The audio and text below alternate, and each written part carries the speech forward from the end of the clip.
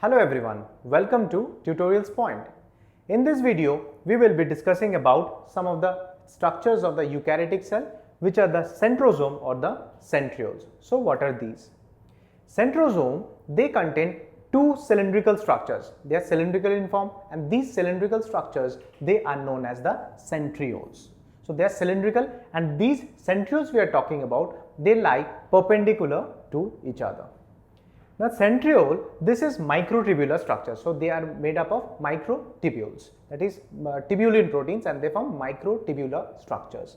So these microtubular structures formed of microtubules, they are arranged in a 9+0 manner. So how is it? So in order to understand this, let us see this picture. This is a typical outer diagram of the microtubular structure or the centriole. Now if you see over here, cross-sectional view, so each of these are microtubules. So there are 9 such microtubules present over here. Each of the microtubules, they are in turn formed of 3 subunits. So you can see these are all triplets. So there are 9 such microtubules which are in turn formed by triplets or 3 subunits.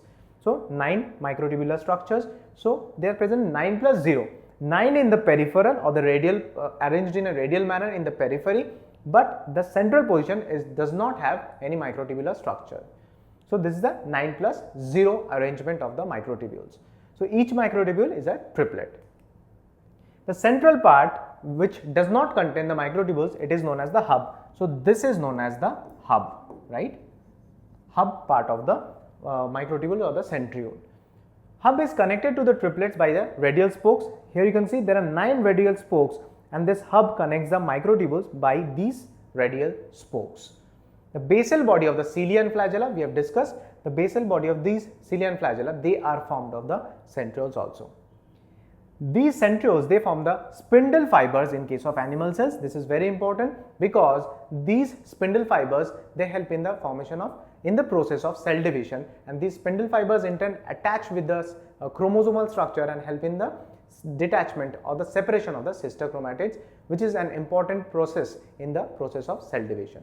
So in this video, we have talked about a cellular structure, that is centrosome and the centrioles. We have also talked about the structural detail of the centrioles.